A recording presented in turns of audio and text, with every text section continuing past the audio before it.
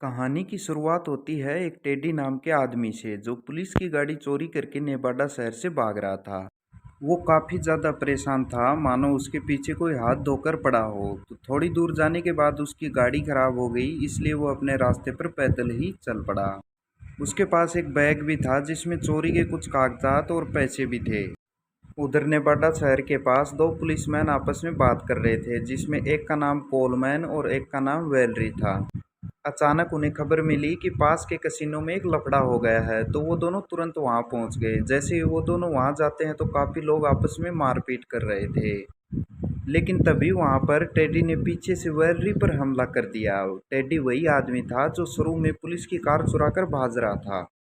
Teddy की वार से gallery बेहोश होकर नीचे गिर गई, लेकिन तभी कोलमैन ने टेडी के ऊपर बंदूक तान दी और टेडी ने भी अपने दोनों हाथ ऊपर उठा लिए और कोलमैन ने इलेक्ट्रिक गन से टेडी को बेहोश कर दिया। उसके बाद गैलरी टेडी को पकड़कर पुलिस स्टेशन ले जाने लग जाती है।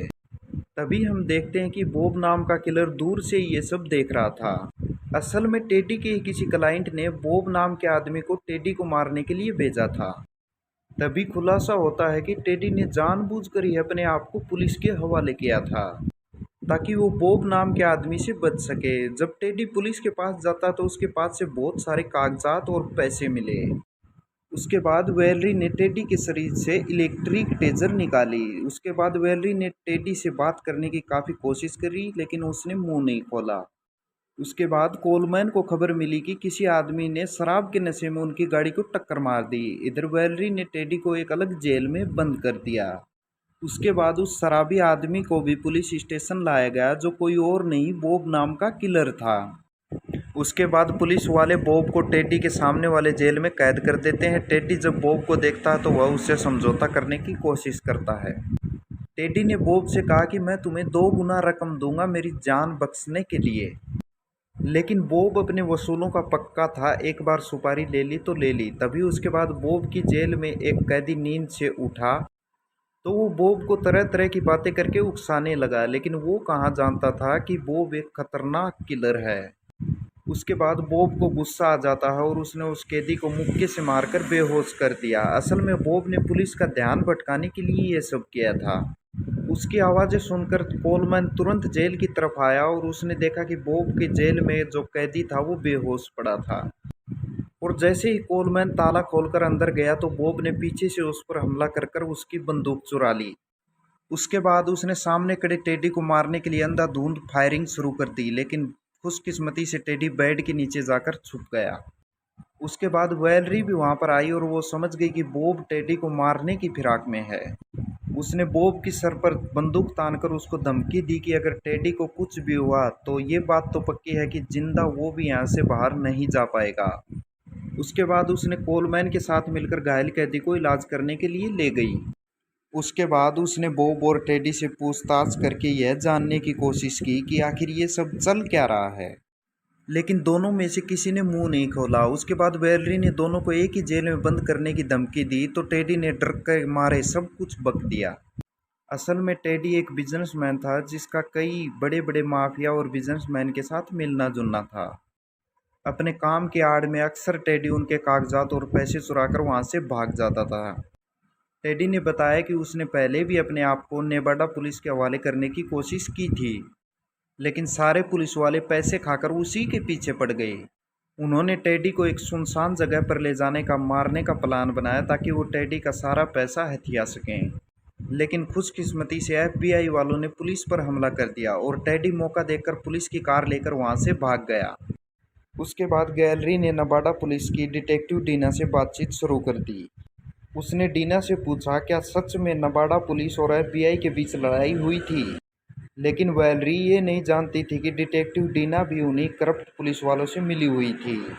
अब डीना ने वेलरी से साफ कह दिया कि ऐसा तो कुछ भी नहीं हुआ था।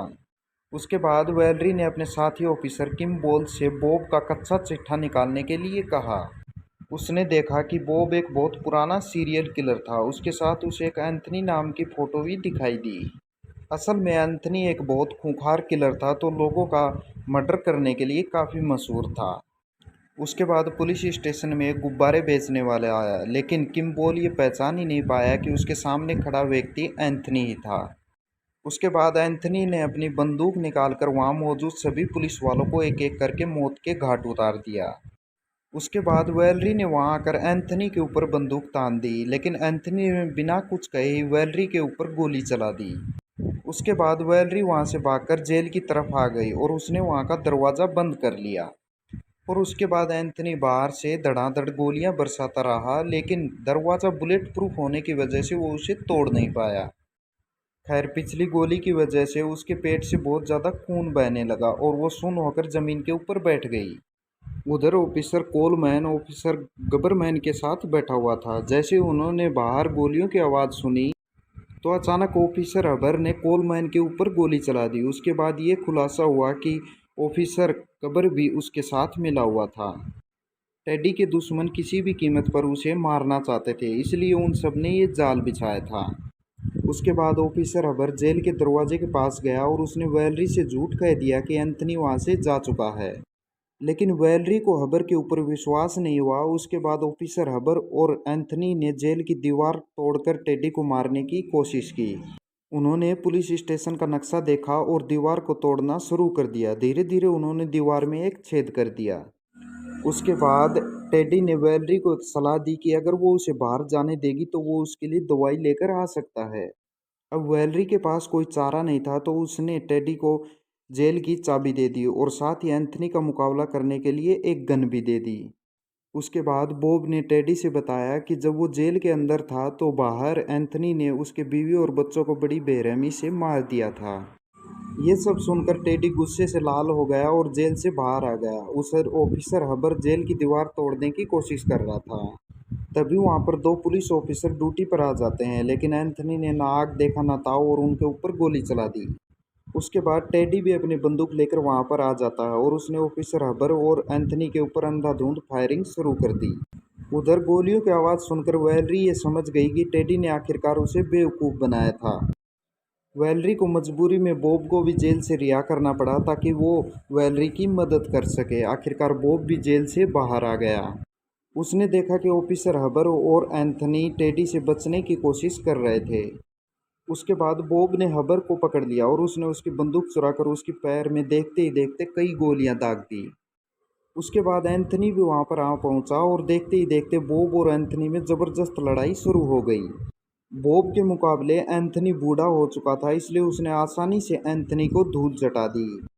उसके बाद एंथनी ने बॉब को एक चाकू से मारने की कोशिश की, लेकिन बॉब इतना फुर्तीला था कि उसने वही चाकू एंथनी के सीने के आर पार कर दिया। उसी पल टेडी वहां पर आ पहुंचा और बॉब ने टेडी को देखकर वहां से भागना शुरू कर दिया।